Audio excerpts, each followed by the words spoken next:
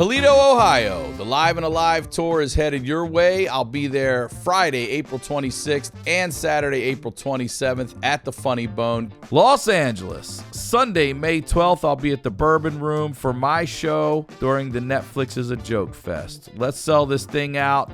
Miami, Florida, I'm bringing the Live and Alive tour your way. I'll be at the Miami Improv Friday, June 7th and Saturday, June 8th. Get your tickets now. All tickets are available at ryansickler.com.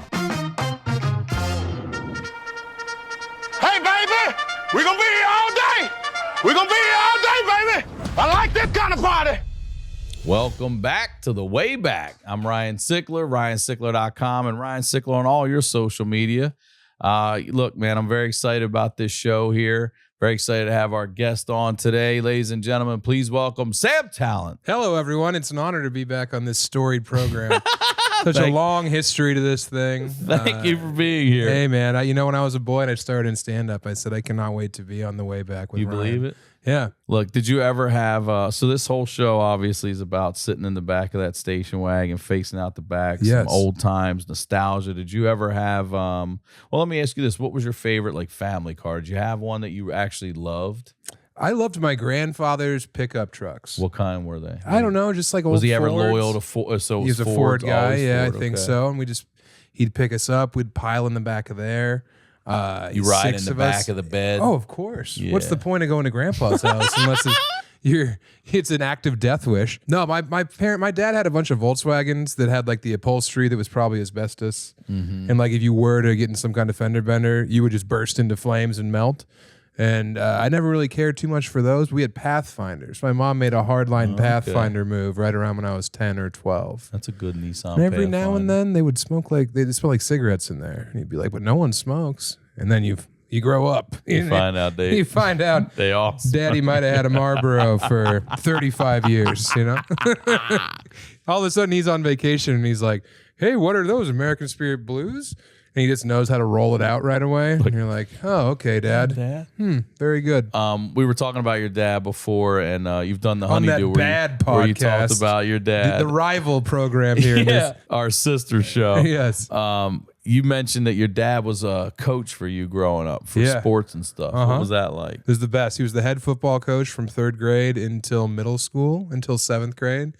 And the first year, we won 0 games, and then we never lost a game for the last 3 years. For real? Yeah. We dominated. And did it help that his son was 5'10" and 220 pounds in 5th grade? Sure. Did they have to make special rules to negate my impact? With 15 pounds heavier in 5th grade. Yeah, it was huge, dude. Damn. They made a rule that you couldn't line up directly over the center if you were a nose guard, because I would just physically move the center into the quarterback. I would have 25 sacks in a game. They made rules around you. Yes, That's did. how you knew you were a dominant player. That's how I knew I had childhood obesity. That's how I knew that that's how I knew that my joints were going to hurt as an older boy. That was surefire arthritis. Oh, dude. Back on those pee-wee ball fields. Yeah, for real. But I was like, I'm the best to ever play the game. And then I grew up in, if I can be candid, I grew up in an all white. And then you go to middle school and you're playing, Denver. And they had some fellas that could do things I'd never seen happen. And I realized I was just a wad. I was effectively just like a beanbag chair that sat in the middle of the field. I remember seeing when we play the black kids, and we were always all white athletes and stuff, and then I'm like, this guy's flipping in the warm-ups. Yeah. I've never even seen anybody flip. This guy's flipping in the warm-up. And also, I remember one kid had a visor that was tinted, and I was just automatically terrified. He was the D-end, I was the tackle, and I was like, this is going to be the longest day ever. And indeed it was. So was he harder on you because he was your coach or anything like that, or what? No, he was beloved by all. My dad just did contact. We were full contact practice all the time. Oklahoma drills. All my friends that I grew up playing football with, he'd be like, remember when your dad would step on our stomachs? We would do leg lifts, and then he would walk on our stomachs.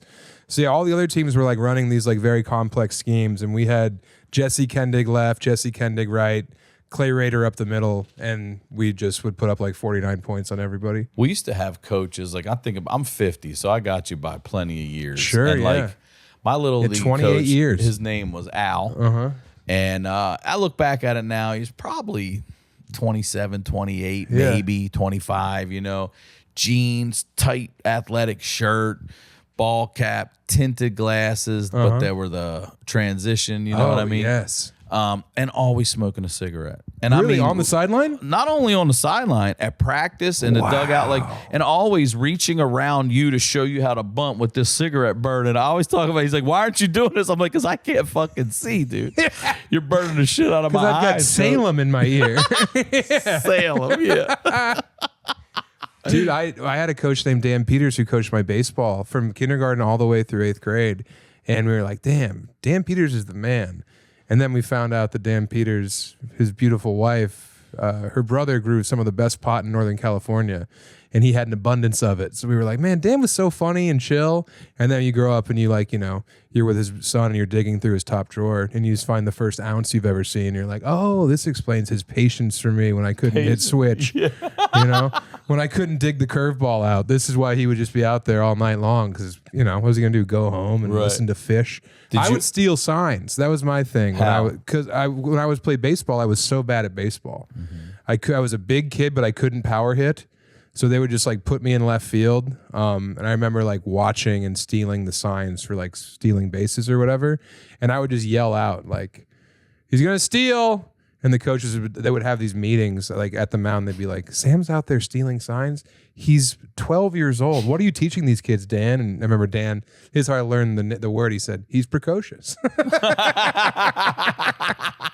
He's like, I'm not going to stop him from doing that. He's an asset. Yeah. He's not helping in any way. He's not running down long fly balls. Look at him out there. Did you have any local athlete that was just the stud? That guy's the one. No, but I do remember every cool fat kid growing up. Wyatt Mays, he was a tank. He was. Oh, man. Yeah, Wyatt Mays would show up and he'd have a big lipper in on his bicycle. How old? He lived down the street from my grandpa, so I saw Wyatt. He was probably 14 in this memory. Yeah, on his bike. On his bicycle, yes. And he just pulled up, and I remember he had a girlfriend, and I was like, Wyatt's cool. And then I got to high school, and I was at a party, and Wyatt was probably 20, and he was at this high school party, and he had a girl sitting on his lap who was my age, and I was like, he's the best. And then you think back, and you're like, oh, what was he doing to her? Yeah. What? Oh no, he wasn't the man. Yeah, at all. No, dude. No. But I mean, I was a stud when it came to football. But what was give me best game or best day or best moment that you still think about? Well, I can quantify it in that senior year, our running back on the varsity team, he set the freshman rushing record for the entire state. Damn. Yeah, so he put up just and you were blocking for him? Yes. I remember once my coach had a bounty on pancake blocks. You're familiar with a pancake block when you put someone on their back? And he was like, anytime I see a pancake out there, you're going to get a sticker. And then if you get 4 pancakes, you don't have to run on Thursdays before games. And I remember one time yelling over to my coach, and I was laying on top of 3 boys at once. I was like, Coach, this has got to be good for 1 practice off. And he just laughed really hard. But he counted it all as 1 pancake. No, come on. That's 3, bro. Coach Klein, I'll never forget you. That's 3. And his name was Chris Klein, and Coach Klein was from Waterboy. Oh, that's right. Yeah, that's so right. Yeah. So my God, did we rain hell upon him with Coach Klein. Coach Barrett was my offensive line coach in high school, and I remember this kid broke his femur in the snow hitting the sled, and Barrett was like, walk it off, Jaggers. And the kid was screaming and crying in front of a bunch of young men. You don't scream and cry unless you're in a lot of pain as a young man. And I remember Coach Barrett going over and just dragging him 20 feet across the snow to remove him from the sled and then carrying on. And then lo and behold, broken femur. Femur. Which is the strongest bone in your body. Yeah. He did the heart punch a lot. This kid, Billy Johnson, got hurt. What's that? Well, he would just be you'd be like your wind's knocked out of you, and Barrett would be like, stand back, I got this. And he went over and he just took his fist and pounded a child right on the sternum. Yes. Coach Barrett. You're not supposed to do that. No, you're not. No. I don't mean hit the kid. I mean, that is not the solution no. for that problem. No. That's not a solution to anything. He said, I got this. He's like, out of the way. And Billy Johnson was the scout team quarterback, 5'5", maybe 110 pounds, and Barrett's big hand just right on his chest. Hilarious, dude. Yeah. Dude. Coach Barrett gave me and my buddy David pornos for our senior graduation. The coach? Yeah. Were you 18? Yeah, we were 18. That's yeah. fucking weird. He gave us his favorite porno tape. Shopify's already taken the cash register online, helping millions sell billions around the world. But did you know that Shopify can do the same thing at your retail store? Give your point of sale system a serious upgrade with Shopify. Shopify POS is your command center for your retail store. From accepting payments to managing inventory, Shopify has everything you need to sell in person. Track every sale across your business in one place and know exactly what's in stock. Get hardware that fits your business, take payments by smartphone, transform your tablet into a point-of-sale system, or use Shopify's POS Go mobile device. Plus, Shopify's award-winning help is there to support your success every step of the way. Do retail right with Shopify. Sign up for a $1 per month trial period at shopify.com/wayback. All lowercase. Go to shopify.com/wayback to take your retail business to the next level today. Shopify.com/wayback. NBA fans, listen up. You have got to try Pick 6. It's the newest fantasy app from DraftKings, an official partner of the NBA. Getting started is simple.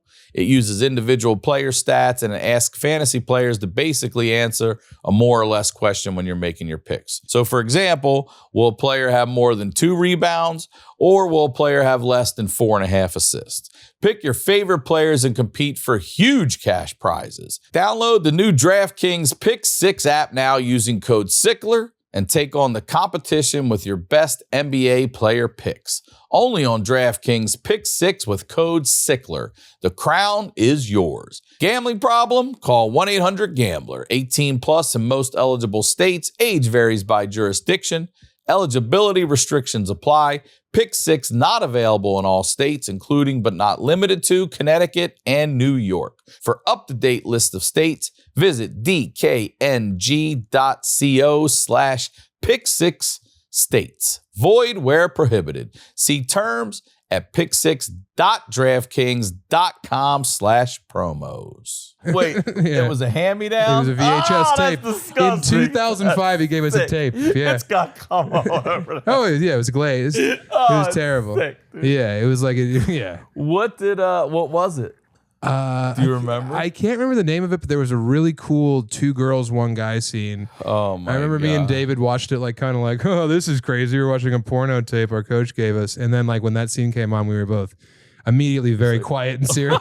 Yeah, like, Okay, hold on. So what's the move here? what is he? Do you remember how he like gave it to you? Like how he presented it to you? So he gave us that for graduation. Like, this one but- goes to most improved. It's about 2 girls, 1 guy video right here. Sam Tallent. Yeah. 9 pancakes this year, Well, man. we had a big team dinner for the offensive linemen, and I remember him asking me and David because he liked us and we were funny, and he's like, "Hey, Sam and David, you guys like blowjobs?"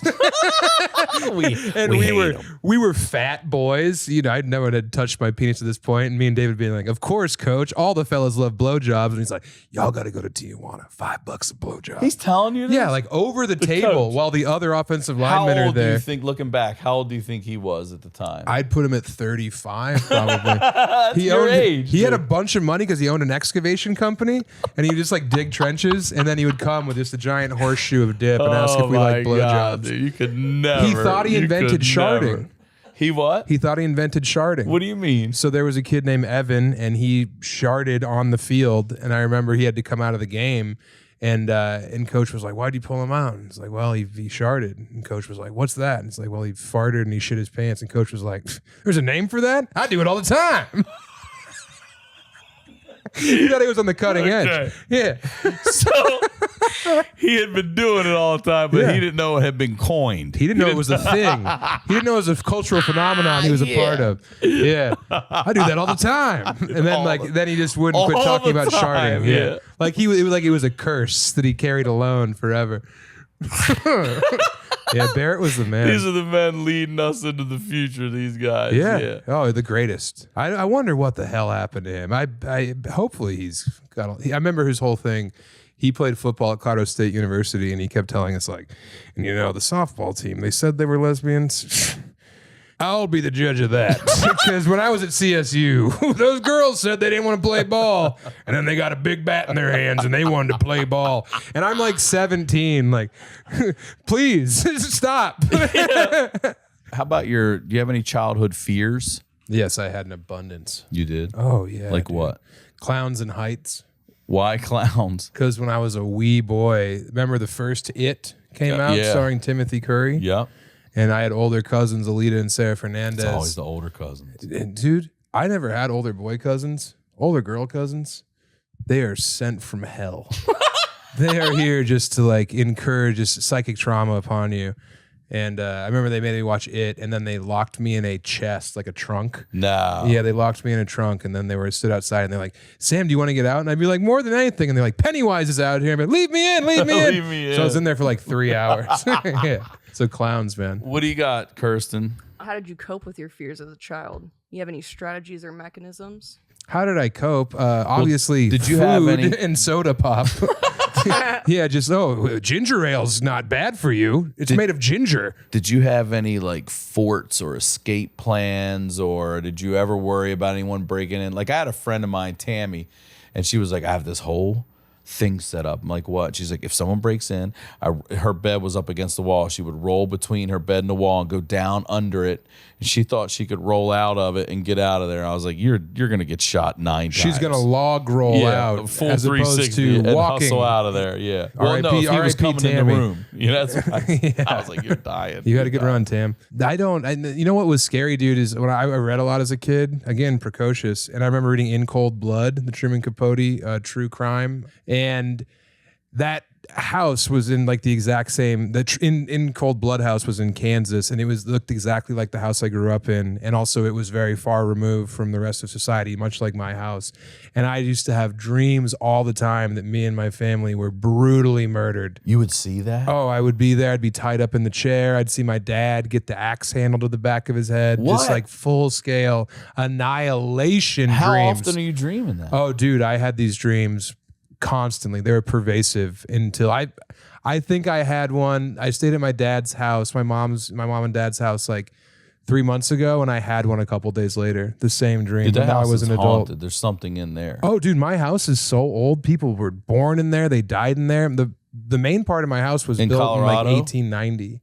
Yeah. Yeah. And it was a schoolhouse, and there was like some kind of Spanish flu epidemic that wiped out all the kids in that house. Oh, man. Yeah, dude, it was bad. Mhm. Damn, you got spirits in there. Oh, yeah, and I don't really believe in Well, come on. The odds of that happening and it's the same type of dream over and over. Then you leave and it doesn't happen. Then you come back and spend a night and it happens. Yeah, no. It's interesting. I mean, it could also have been sense memory. I could have like smelt Maybe. the sheets in the house, but yeah, no, I do know that there was like a bevy Did you go to of people. therapy or anything for that? Did you talk to your mom about that? No, I'm a man. What, are you crazy? I'm just going to drink ginger ale. I just smoke cigarettes in the kitchen with the lights off and put my hand over the burner. Mommy didn't like a crybaby, that kind of thing. Yeah. All right. What do we have over there, Kirsten? Let's get another one in there. As looking back, do you see any connections between your childhood fears and your artistic or creative pursuit as an adult? What a nice question. What a well-phrased question. No. No. That would involve some level of introspection. I do not look inward as much as I possibly can. I do think that growing up, I didn't have a lot of fears. Everyone was really nice to me, and I was coddled. I feared my mom and dad fighting, and that's how I got good at crowd work. Yeah. Yeah, he'd be like, Dad, what's going on with you? And he's just like seething, and my mom's rocking slowly, pouring another drink. Yeah, I think that's the only real ramifications of any kind of trauma or fear I suffered. I didn't want anyone to be mad. I was always that way, too. I didn't want anybody to be mad, but boy, I would get mad. But I also think now, like, my dad used to make me, when we come home from school, it was get your homework done, get it done right, and then you can go out and play. Yeah. You're not doing anything until you get your responsibilities done. So I've carried that over into my life. All right, Kirsten, one more. Sam, are there any specific activities or hobbies that you feel Crocs are well suited for? That's a great one.